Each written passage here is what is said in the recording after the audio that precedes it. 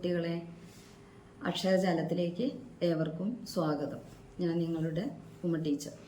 നമ്മൾ +1 ക്ലാസ്സിലെ വേരുകൾ നഷ്ടപ്പെടുത്തുന്നവർ എന്ന NA നസീറിൻ്റെ ലേഖനം കഴിഞ്ഞ ക്ലാസ്സിൽ നമ്മൾ ചർച്ച ചെയ്തു. വായിക്കുകയും അതിനെക്കുറിച്ചുള്ള കാര്യങ്ങളൊക്കെ വായിച്ച് പറഞ്ഞു തന്നിട്ടുണ്ട്. ഇനി അതിനൊന്ന് അപഗ്രഥിക്കുകയും അതിലെ ചോദ്യങ്ങൾ ഏതൊക്കെയാണ് പ്രധാനപ്പെട്ട ചോദ്യങ്ങളെന്നും അതിന് വരുന്ന ഉത്തരങ്ങൾ എങ്ങനെയാണ് എഴുതേണ്ടതെന്നും എന്നുള്ളതിനെ കുറിച്ചൊക്കെ ഒന്ന് പറയാം.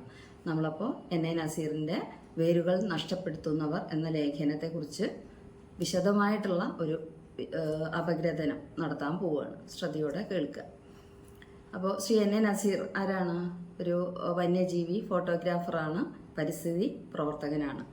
അപ്പോൾ അദ്ദേഹം കാടിൻ്റെ ഉള്ളറകളിലേക്ക് നടത്തിയ യാത്രകളെക്കുറിച്ചുള്ള വിശദീകരണമാണ് ആ വിശദീകരണങ്ങളിൽ നിന്നുള്ള കുറച്ച് ഭാഗങ്ങളാണ് നമ്മുടെ വേരുകൾ നഷ്ടപ്പെടുത്തുന്നവർ എന്ന ലേഖനത്തിൽ ഉൾപ്പെടുത്തിയിട്ടുള്ളത്.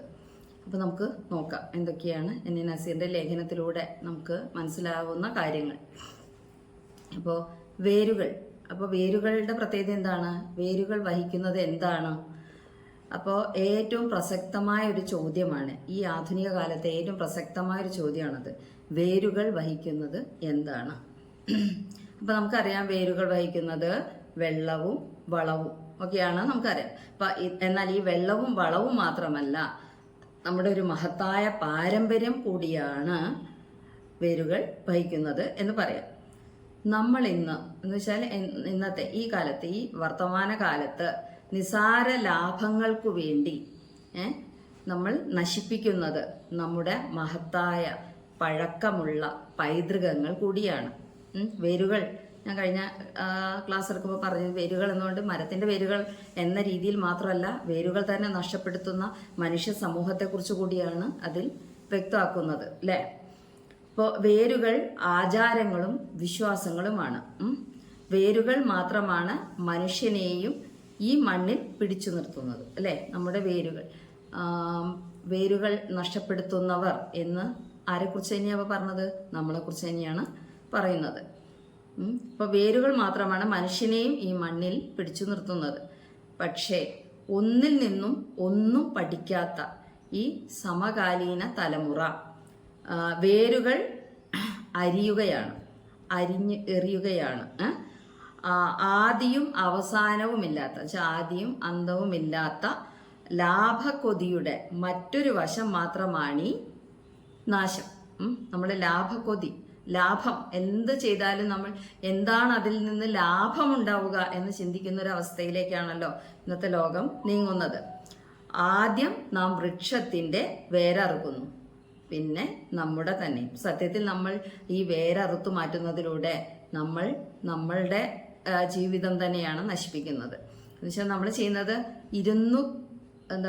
മലർന്ന് കിടന്ന് തുപ്പുക, അതല്ലെങ്കിൽ ഇരിക്കുന്ന കൊമ്പ് മുറിക്കുക എന്നൊക്കെ പറയുന്നുണ്ടല്ലോ. അതുപോലത്തെ ഒരു അവസ്ഥയാണ് ഇപ്പൊ നമുക്കുള്ളത്.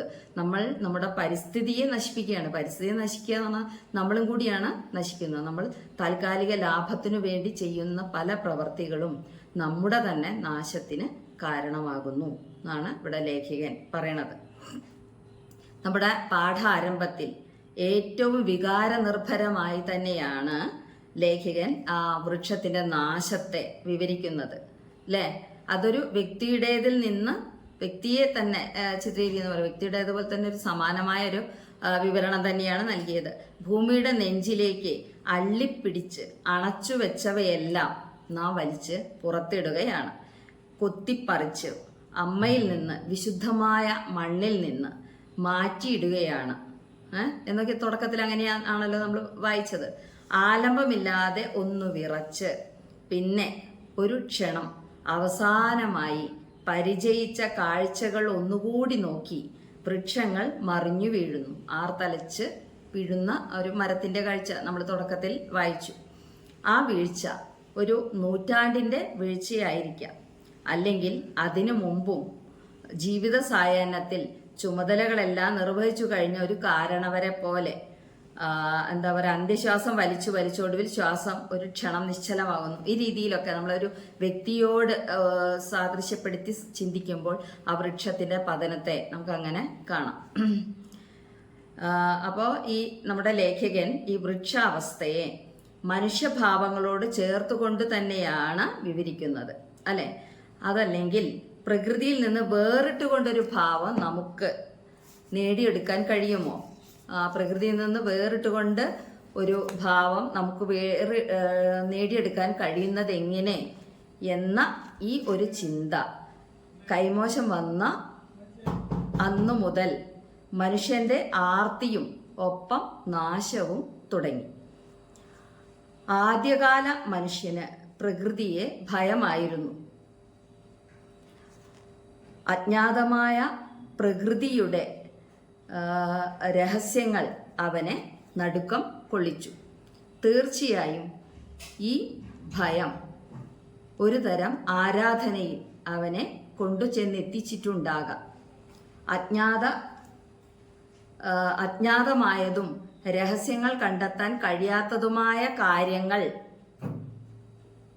പിന്നീട് ഭയഭക്തി ബഹുമാനങ്ങൾക്ക് പാത്രമാകുമല്ലോ.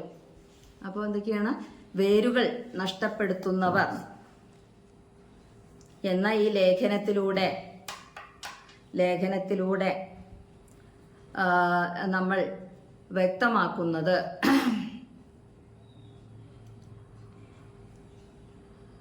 നമ്മളുടെ ഒരു പ്രത്യേകതയാണ്. വേരുകൾ അജ്ഞാതമായ പ്രകൃതിയുടെ രഹസ്യങ്ങൾ മനുഷ്യനെ നടുക്കം കൊള്ളിച്ചു.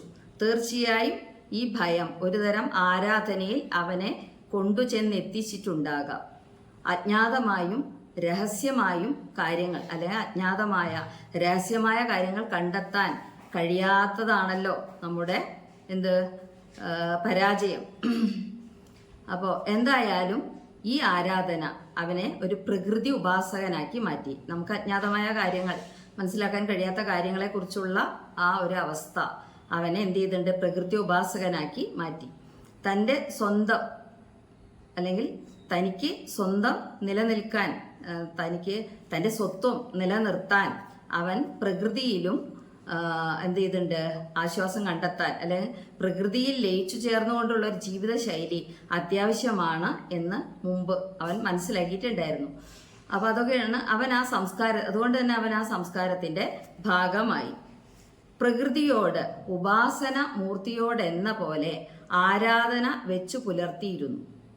ആദിമകാലത്തു നിന്ന് പ്രകൃതിയെ കീഴടക്കാമെന്നും വൃഥ മത്സരിക്കാമെന്നുമുള്ള അതിമോഹങ്ങൾ ഉടലെടുത്തതോടുകൂടി അവനിലെ ദുരാഗ്രഹി ഉയർത്തെഴുന്നേറ്റു. അതാണ് അപ്പോൾ തുടക്കത്തിൽ പ്രകൃതിയുമായി താതാത്മ്യം പ്രാപിച്ച് ഒരു പ്രകൃത്യോപാസകനായി കഴിഞ്ഞ മനുഷ്യൻ പിന്നെ എന്ത് ചെയ്ത്? പ്രകൃതിയെയും കീഴടക്കാം എന്നൊരു ചിന്ത അവനെ കീഴ്പ്പെടുത്തി, അല്ലെങ്കിൽ അങ്ങനെ ഒരു ചിന്ത അവനിൽ വന്നപ്പോൾ അവൻ എന്ത് ചെയ്യാൻ തുടങ്ങി? ദുരാഗ്രഹിയായി മാറി. അങ്ങനെ കുന്നുകൾ അപ്രത്യക്ഷമാവുകയും പുഴകൾ മരിക്കുകയും ചെയ്തു. വൃക്ഷങ്ങൾ ഭയരഹിതമായി വെട്ടിവീഴ്ത്തപ്പെടുകയും കാടിൻ്റെ നിഗൂഢമായ ഉള്ളറകൾ പോലും എന്ത് ചെയ്തിട്ടുണ്ട്? ഉള്ളറകൾ പോലും കണ്ടെത്തി, അല്ലെങ്കിൽ തുരന്ന് നശിപ്പിക്കാൻ, അല്ലെങ്കിൽ തുരന്നെടുക്കാനുള്ള ഒരു മോഹം അവനിൽ ഉണർന്നു. പാരിസ്ഥിതിക പ്രശ്നങ്ങൾ ഏറ്റവും രൂക്ഷമായി ഓരോ മേഖലയെയും ബാധിക്കാനും തുടങ്ങി. കുടിവെള്ളം നമ്മുടെ സ്വപ്നം മാത്രമാകുന്നു എന്നുള്ള അവസ്ഥ സ്വപ്നം മാത്രമാകാൻ തുടങ്ങി. കാലാവസ്ഥാ വ്യതിയാനങ്ങൾ, മഴയുടെ അനുപാതത്തിലുണ്ടാകുന്ന മാറ്റങ്ങൾ, കാറ്റുകളുടെ ദിശാവ്യതിയാനങ്ങൾ, ഇത്തരത്തിലുള്ള മാറ്റങ്ങൾ അന്തരീക്ഷത്തിലുണ്ടായി. ഒടുവിലിതാ സൂര്യാഘാതം പോലും താങ്ങാൻ പറ്റാതെ നമ്മൾ വാടി വീഴുന്ന അവസ്ഥയിലെത്തി. അപ്പോൾ പരിസ്ഥിതിയുമായി ബന്ധപ്പെടുന്ന കുറേ കാര്യങ്ങളാണ് ഉള്ളത്. അപ്പോൾ അത്തരം കാര്യങ്ങളൊക്കെ വെച്ചിട്ട് വേണം നമ്മൾ ഇതിലെ ചോദ്യങ്ങൾക്കുള്ള ഉത്തരങ്ങൾ എഴുതാൻ. കൊടും ചൂടിൻ്റെ ഇന്നത്തെ ഈ നരകഭൂമിയിൽ നിന്നുകൊണ്ട് നസീറിൻ്റെ ലേഖനത്തിലേക്ക് കടക്കുമ്പോൾ ഒരു പിടി കുളിർ ഒന്നാകൊഴുകുന്ന അനുഭവം ഉണ്ടാകുന്നു. ജീവിതത്തിൽ ഒരിക്കലെങ്കിലും കാടിനെ പ്രണയിച്ച് അതിൽ അലിഞ്ഞു ചേരുവാൻ ഓരോ മനസ്സുകളും കൊതിക്കുന്നുണ്ട്. അത്രമാത്രം വേഴാമ്പലിനെ പോലെ നാം ദാഹിക്കുന്നുണ്ട്. ഇനിയും മരിച്ചു വീണിട്ടില്ലാത്ത, നശിച്ച് അടർന്നു പോയിട്ടില്ലാത്ത മഴക്കാടുകൾ നമ്മെ മാടി വിളിക്കുന്നത് പോലെ തോന്നും. അങ്ങനെയാണ് മഴക്കാടുകളെ കുറിച്ചൊക്കെയുള്ള ലേഖകന്റെ ഒരു വിശദീകരണമൊക്കെ ഉണ്ടല്ലോ. മഴക്കാടുകളിലെ കാര്യങ്ങൾ പറയുമ്പോൾ മഴക്കാടുകളിൽ ഇലകളുടെ അടരുകളെ കുറിച്ച് പറയുന്നുണ്ട്. അടരുകൾക്കുള്ളിൽ ഒരു വലിയ ആവാസ വ്യവസ്ഥയുണ്ടെന്ന് അദ്ദേഹം വ്യക്തമാക്കുന്നുണ്ട്. വളരെ കൗതുകകരവും ഒപ്പം വിജ്ഞാനപ്രദവുമാണ് ഈ കാട്ടറിവുകൾ. എന്നാൽ ലേഖകൻ കാവ്യാത്മകമായാണ് ഈ ഇലകളുടെ മെത്തയെ നോക്കിക്കാണുന്നത്, അല്ലേ? അപ്പൊ ചീഞ്ഞും പൊടിഞ്ഞും മണ്ണിൽ ലയിക്കാൻ മത്സരിക്കുകയാണ് ആ ഇലകൾ. വേരുകൾ തേടി, എന്നിട്ട് വേരുകളിലൂടെ വൃക്ഷത്തിലെത്തി വീണ്ടും ജീവന്റെ ഒരു ആവർത്തി, അല്ലെ വീണ്ടും പുനർജനിക്കാൻ എന്ന് പറയേണ്ട ആവശ്യമില്ല, വീണ്ടും എന്ത് ചെയ്യാൻ, ജനിക്കാൻ, അല്ലെങ്കിൽ വൃക്ഷത്തിലെത്തി പുനർജനിക്കാൻ. അപ്പോൾ അല്ലെങ്കിൽ അവയുടെ ജീവിത ചക്രത്തിന്റെ ഏറ്റവും മോഹനവും ആരംഭിക്കാൻ ഒരു തരത്തിൽ മനുഷ്യ സംസ്കാരത്തിൽ അന്തർലീനമായി കിടക്കുന്ന പുനർജനമെന്ന ആ വിശ്വാസം, അതിനെ ഇവിടെ പരോക്ഷമായിട്ടെങ്കിലും ലേഖയം വ്യക്തമാക്കുകയാണെന്നൊക്കെ വേണമെങ്കിൽ പറയാം. എന്നുവെച്ചാൽ ഈ ഇലയടരുകളെല്ലാം എവിടേക്കാണ് പോകുന്നത്? മണ്ണിൽ ലയിച്ചു ചേർന്ന് വേരുകൾ തേടി പോയി, പിന്നെ വേരുകളിലൂടെ എന്ത് ചെയ്യുന്ന ഇലകളും പൂക്കളൊക്കെ ആയിട്ട് എന്ത് ചെയ്യണം, ഇലകളായിട്ട് അല്ലെങ്കിൽ ആ വൃക്ഷത്തിലെത്തി പുനർജനിക്കാൻ പോകുന്നു എന്നുള്ള ആ ഒരു ഭാഗത്തെ കുറിച്ചാണ് ഇവിടെ വ്യക്തമാക്കുന്നത്. അങ്ങനെയുള്ള ചോദ്യങ്ങളുടെ ഉത്തരങ്ങളാണ് ഇപ്പൊ ഞാൻ പറഞ്ഞത്. വേരുകൾ തന്നെയാണ് പ്രധാനം. വേരുകളെ പറ്റി പറഞ്ഞുകൊണ്ട് തന്നെയാണ് എല്ലാം ആരംഭിക്കുന്നതും. അപ്പോൾ മഴക്കാടിന്റെ ആത്മാവ് തന്നെ വേരുകളാണ്. പലപ്പോഴും നമ്മൾ വേരുകളുടെ പ്രത്യേകതകൾ ഇതിൽ കാണുന്നുണ്ട്. എന്ന് വെച്ചാൽ പുഴയോരത്തെ ഒരു തട പോലെ ബലപ്പെടുത്തുന്ന വേരുകളുടെ കാഴ്ച, പിന്നെ വേരുകളുടെ അനന്തമായ ശക്തിയെക്കുറിച്ച് അത് നമ്മെ ഓർമ്മപ്പെടുത്തും. പിന്നെ അണ കെട്ടിയ പോലെ പാറകളെ പോലും കെട്ടുപിണഞ്ഞു വരിഞ്ഞു മുറുക്കി പലപ്പോഴും പുഴയെപ്പോലും വരുതിയിലാക്കുന്ന ഒന്നായി ഈ വേരുകൾ മാറുന്നു. വേര് പുഴയെ തൊടുകയാണോ അതോ വേരുകളിലൂടെ പുഴ മണ്ണിനെ അഥവാ ഭൂമിയെ തേടുകയാണോ എന്ന് സംശയം തോന്നും. പുഴയുടെ കഥകൾ വേരുകൾ വഴി വൃക്ഷങ്ങൾ അറിയും, അല്ലെങ്കിൽ വൃക്ഷങ്ങളുടെ കാര്യങ്ങൾ പുഴകൾ അറിയും എന്ന വേരുകൾ വഴി എന്നൊക്കെ ഉള്ളത് പറഞ്ഞിട്ടുണ്ടല്ലോ. ഏതായാലും മണ്ണും വെള്ളവും വേരിലൂടെ നടത്തുന്ന ഈ കാൽപ്പനിക ബന്ധത്തിന് കുറുവ ദ്വീപ് നല്ലൊരു ഉദാഹരണമായിട്ട് അതിൽ കൊടുത്തിട്ടുണ്ട്. ഇനി അതുപോലെ ചെമ്പനോടും കുമാരനോടും ഒപ്പം ഷോളയാർ കാടുകളിൽ തേൻമരങ്ങൾ തേടി നടന്ന ഓർമ്മകളിൽ നിറയുന്നത് കാടിന്റെ വിവരണാതീതമായ വലിയ രൂപമാണ്. പലപ്പോഴും കാട് നമ്മെ അത്ഭുതപ്പെടുത്തുന്നത് അതിന്റെ ഒരിക്കലും കയറി ചെല്ലാൻ കഴിയാത്ത ഉയരങ്ങൾ കൊണ്ടാണ്. അതുപോലെ അതിനും മുകളിലാണ് തേനീച്ചകൾ. മരങ്ങളുടെ തേൻകൂടുകൾ തേടി പോകുമ്പോൾ ആ മരങ്ങളിൽ ഏറ്റവും വളരെ വളരെ മുകളിലാണ് തേനീച്ചകൾ കൂട് കൂട്ടുന്നത്. ആ കൂട് തേടിയാണ് പലപ്പോഴും കാടിന്റെ മക്കൾ അല്ലെങ്കിൽ കാട്ടിലുള്ളവർ ഉൾക്കാടുകൾ കയറുന്നത്. സൗന്ദര്യത്തിനും അപ്പുറം അത് ഉപജീവനത്തിന്റെ കൂടി ചിത്രമായി മാറുന്നു. ഒപ്പം സാഹസികതയുടെയും വലിയ പ്രായോഗികതയുടെയും കാടിന്റെ നന്മകളോടൊപ്പം നമ്മെ അത്ഭുതപ്പെടുത്തുന്ന അവരുടെ അന്തമില്ലാത്ത പ്രായോഗിക അനുഭവങ്ങൾ അവർക്കത് ജീവിതത്തിൽ നിത്യസാധാരണമായ ഒന്നാണ്. അപ്പോൾ ശരിക്കും പറഞ്ഞാൽ ഉയരങ്ങൾ പലതും പല രീതിയിലുള്ള നേട്ടങ്ങൾ ഉണ്ടാക്കുന്ന എന്നർത്ഥത്തിലാണ്. ഉയരങ്ങൾ പലപ്പോഴും കീഴടക്കാൻ കഴിയുന്നത് ബലമുള്ള വേരുകളുടെ പിന്തുണ കൊണ്ട് മാത്രമാണ്. ഞാൻ പറഞ്ഞല്ലോ, വൃക്ഷങ്ങൾ അത്ര ഉയരത്തിൽ പോകുന്നത് എങ്ങനെയാണ്? ആ വേരുകൾ ആഴത്തിൽ അവിടെ ഭൂമിയിൽ ചേർന്ന് നിൽക്കുന്നത് കൊണ്ടാണ്. അപ്പം അതുപോലെ ആകാശം തൊടുമ്പോഴും ആഴങ്ങളെ മറക്കരുത് എന്ന പാഠഭേദം. എന്നുവെച്ചാൽ എത്ര മുകളിലേക്ക് പോയാലും നമ്മൾ എന്ത് ചെയ്യേണ്ടി വരും? താഴേക്ക് ഇറങ്ങേണ്ടി വരും. നമ്മൾ ആ താഴ്മയെക്കുറിച്ച്, താഴ്മതാൻ അഭ്യുന്നതി എന്ന ആശയം ഓർക്കുക. അപ്പം നമ്മൾക്ക് ഒരിക്കലും എന്ത് ചെയ്യാൻ പറ്റില്ല, എത്ര ഉയരത്തിൽ പോയാലും താഴെയുള്ള ആ വേരുകളുടെ ബലത്തിലാണ് നമ്മൾ പോകുന്നത് എന്ന സത്യം നമ്മൾ മറക്കാതിരിക്കുക. അപ്പോൾ വേരുകൾ അമൃതവാഹികൾ തന്നെയാണ്. അതല്ലെങ്കിൽ ആ രീതിയിലും പറയുന്നത് വെച്ചാൽ ഔഷധം വ്യാധിയിൽ നിന്ന് അല്ലെങ്കിൽ രോഗങ്ങളിൽ നിന്ന് സാന്ത്വനം നൽകുന്നത് ഔഷധമാണ്. ഈ ഔഷധവാഹികളാണ് നമ്മുടെ കാട്ടുവേരുകൾ എന്ന് നമ്മൾ കണ്ടു. വേരുകളെ കുറിച്ച് അങ്ങനെയും പറഞ്ഞു. അപ്പൊ ജീവിത രക്ഷാമാർഗങ്ങൾ തന്നെയായ ജീവിതത്തെ രക്ഷിക്കുന്ന ആയിരക്കണക്കിന് വേരുകളുണ്ട് എന്നാണ് നമ്മൾ ഈ ലേഖനത്തിൽ കണ്ടത്. ഉടുമ്പുമാരി, അതുപോലെ അരുണാചലം, ഇവർക്കൊക്കെ ആ വേരുകളുടെ ഔഷധ ഗുണത്തെക്കുറിച്ച് അറിയാമായിരുന്നു, നമ്മൾ ലേഖനത്തിൽ വായിച്ചു. അപ്പോൾ ഇങ്ങനെയുള്ള വേരുകൾ ഒഴുകി വരുന്ന അല്ലെങ്കിൽ വേരുകൾ ഉൾക്കൊള്ളുന്ന വേരുകളുടെ അംശം തഴുകി വരുന്ന വെള്ളം എത്രമാത്രം ഔഷധ മൂല്യം ഉള്ളതായിരിക്കും? കാടിന്റെ ഉള്ളറകളിൽ നിന്നുള്ള ഉറവകൾ നീലക്കൊടുവേലിയുടെ സാന്നിധ്യത്തിൽ, അവയുടെ സാമീപ്യത്തിൽ ഉറഞ്ഞൊഴുകി വരുമ്പോൾ അവയുടെ സ്പർശനത്തിൽ കൊടിയ വിഷദംശങ്ങൾ പോലും നിർവീര്യമായി പോകുന്നതായി കേൾക്കുന്ന ധാരാളം കഥകളുണ്ട്. അത് വെറും കഥകളല്ല എന്നർത്ഥം. ഈ വനങ്ങളിൽ നിന്നുള്ള അമൃത വാഹങ്ങൾ അല്ലെങ്കിൽ അമൃത പ്രവാഹങ്ങൾ, അമൃതവാഹിനി എന്ന നദി, ഈ കന്യാവനങ്ങൾ അല്ലെങ്കിൽ വനമേഖലകളിൽ നിന്നുള്ള ഈ അമൃതവാഹിനികളായ അരുവികൾ വഹിക്കുന്നത് എന്താണ്? അമൃത് തന്നെയാണ്. അമൃത് എന്ന ഔഷധ ഗുണങ്ങളുള്ള ജലമാണ് വഹിക്കുന്നത്. അമൃതിന്റെ പ്രത്യേകത എന്താണ്? അമൃതം ഇല്ലാത്തതാണ് അമൃത്, മരണമില്ലാത്ത അവസ്ഥ നൽകുന്നതാണ് അമൃത് എന്നൊക്കെ പുരാണങ്ങളിൽ കഥകളുണ്ട്. അപ്പോൾ സർവ്വതിനെയും തകർക്കാൻ കെൽപ്പുള്ള ആസുരഭാവം അണിയാനും വേരുകൾക്ക് കഴിയും. ചിന്നാറിലെ മുൾക്കാടുകളിലെ പാറകളെ പോലും പിളർത്താൻ ശക്തിയുള്ള തക്ക വീര്യവും ശക്തിയുമുള്ള വേരുകളെ കുറിച്ച് ലേഖകൻ പറയുന്നത് ഇവിടെ ഉദാഹരണമായിട്ട് പറയാം. ഇനി ലേഖകൻ കാവുകളെ കുറിച്ച് എഴുതുമ്പോൾ ഈ തലമുറയെ സംബന്ധിച്ചിടത്തോളം അതത്ര പരിചിതമാകാൻ സാധ്യതയില്ല. നാട്ടുംപുറങ്ങളും നഗരങ്ങളും ഒരുപോലെ പേറുന്ന കാടിന്റെ ഒരു ചെറു പതിപ്പുകളാണ് ഈ കാവുകൾ. തീർച്ചയായും ഭൂമിയുടെ ശ്വാസകോശങ്ങളാകുന്ന കാടുകൾക്ക് ഒരു കൈത്താങ്ങാണ് ഈ കാവുകൾ. അപ്പോൾ അങ്ങനെയൊക്കെയുള്ള കാര്യങ്ങളാണ് ഇതിൽ വിശദാക്കിയിട്ടുള്ളത്. അപ്പോൾ നമ്മൾ ലേഖനത്തിൻ്റെ പ്രധാനപ്പെട്ട കാര്യങ്ങളൊക്കെ ഒന്ന് വിലയിരുത്തി. ഇനി ഇതിലെ ചില ചോദ്യങ്ങളെ കുറിച്ച് നമുക്ക് നോക്കാം. ടെക്സ്റ്റിലെ ഏറ്റവും പ്രധാനപ്പെട്ട ഒരു ചോദ്യം, വേരുകളെ കുറിച്ചുള്ള അന്വേഷണം മനുഷ്യന്റെ പ്രകൃതി ബോധത്തിന്റെ വേരുകൾ തേടിയുള്ള യാത്രയായി മാറുന്നുണ്ടോ? പാഠഭാഗത്തെ ആസ്പദമാക്കി നിഗമനങ്ങൾ രൂപീകരിക്കുക, നിഗമനങ്ങൾ നടത്താൻ.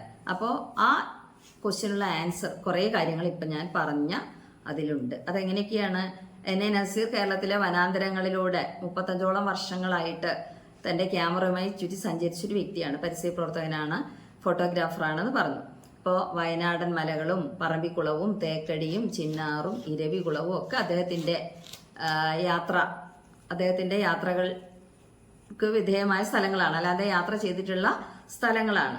അപ്പോൾ ഈ പാഠഭാഗത്തിൻ്റെ ആദ്യ വരി തന്നെ നമ്മൾ വിസ്മയകരമായൊരു കണ്ടെത്തലാണ് അവിടെ. പ്രകൃതിയും ഭൂമിയും വളരെ പാരസ്പര്യത്തിൽ കഴിയുന്നതിൻ്റെ ഒരു കാഴ്ച നമ്മൾ കണ്ടു. വേരുകളെക്കുറിച്ച് നസീർ കണ്ടെത്തുന്ന തികച്ചും നൂതനമായ അറിവുകളായിരുന്നു അല്ലേ? മഴക്കാടുകളുടെ അടിത്തട്ടുകൾ ഉടനീളം വേരുപടലങ്ങളാണെന്നതും കേരളത്തിന്റെ ചരിവ് പ്രതലം അറബിക്കടലിലേക്ക് ഇറങ്ങിക്കിടക്കുന്നതാണ്. അപ്പൊ കേരളത്തെ അങ്ങനെ നമ്മുടെ ആ ചരിഞ്ഞു കിടക്കുന്ന ആ ഭൂപ്രദേശത്തെ, നമ്മുടെ കേരളത്തെ നിലനിർത്തുന്നത് സത്യത്തിൽ നമ്മുടെ ഭൂപ്രകൃതി തന്നെയാണ്. അപ്പോൾ ഭൂമിയെ ഭദ്രമായി കെട്ടിവെച്ചിരിക്കുന്ന ഈ വേരുകളാണ് നമ്മൾ ഒന്നൊന്നായി അറുത്തു മാറ്റിക്കൊണ്ടിരിക്കുന്നത്. അപ്പോൾ കിഴക്കുനിന്നും പടിഞ്ഞാറോട്ട് ചരിഞ്ഞു കിടക്കുന്ന കേരളത്തിന്റെ മണ്ണിന്റെ ബലം നഷ്ടപ്പെടുകയാണ്. അപ്പം നമ്മളിപ്പോൾ സമീപകാലത്തായി അനുഭവിച്ചിട്ടുള്ള ഉരുൾപൊട്ടൽ, വെള്ളപ്പൊക്കം, പ്രളയം, ഇത്യാദി കാര്യങ്ങൾ, ഇതൊക്കെ എന്താണ്? നമ്മുടെ പ്രകൃതിയുടെ നാശത്തിന്റെ സൂചനയാണ്. പ്രകൃതി നശിക്കുന്നതിന് പ്രധാന കാരണം നമ്മുടെ മനുഷ്യന്റെ ചെയ്തികളാണ്. പിന്നെ മഴക്കാടിന്റെ അടിത്തട്ട് മുഴുവൻ വേരുകളാണെന്നും ആ വേരുകളെല്ലാം എന്താണ് ആ ഭൂമിയെ എന്ത് ചെയ്യുന്നുണ്ട്? പൊതിഞ്ഞു വെച്ച ഒരു സുരക്ഷിത കവചമാണെന്നും, പിന്നെ ഇലകളുടെ അടുക്ക്, മഴക്കാടുകളുടെ അടിയിലെല്ലാം ഇലകളുണ്ട്, ആ അടുക്ക് എന്താണത്? ഏറ്റവും മുകളിൽ പൊഴിയുന്ന ഇലയടരുകളെല്ലാം വീണ്ടും എന്താ ചെയ്യുന്നത്? വേരുകൾ തേടി പോവുകയാണ്. എന്തിനാണ് അങ്ങനെ പോകുന്നത്? വേരുകളിലൂടെ വീണ്ടും വൃക്ഷത്തിലെത്തി പുനർജനിക്കാൻ. അങ്ങനെയൊരു ചോദ്യമുണ്ട്. ഈ ഇലയടരുകളെല്ലാം തന്നെ താഴെയുള്ള വേരുകൾ തേടി ചെല്ലുകയാണ്. വേരുകളിലൂടെ വീണ്ടും വൃക്ഷത്തിലെത്തി പുനർജനിക്കാൻ. ടെക്സ്റ്റിലെ മറ്റൊരു ചോദ്യം. ഇതിനുള്ള ഉത്തരവും ഈ പറഞ്ഞ കാര്യങ്ങളിലൊക്കെ ഉണ്ട്. അപ്പോൾ വേരുകൾ നഷ്ടപ്പെടുത്തുന്നവർ എന്ന ഈ ലേഖനത്തിലൂടെ എൻ.എ. നസീർ നമ്മളോട് പറയുന്ന പല കാര്യങ്ങളെക്കുറിച്ചും നമ്മളൊന്ന് വിലയിരുത്തി. ആ ചോദ്യങ്ങൾക്കുള്ള ഉത്തരങ്ങൾ എന്നെ എഴുതേണ്ടതെന്ന് മനസ്സിലായിട്ടുണ്ടെന്ന് വിചാരിക്കുന്നു. അപ്പോൾ നമുക്കിനി അടുത്ത ക്ലാസ്സിൽ കാണാം. അപ്പോൾ ഇനി മറക്കാതെ ഈ ചാനൽ നിങ്ങൾ സബ്സ്ക്രൈബ് ചെയ്യുകയും വിശദമായി കാണുകയും അഭിപ്രായങ്ങൾ പറയുകയും മനസ്സിലാക്കുകയൊക്കെ ചെയ്യുക. ഓക്കെ.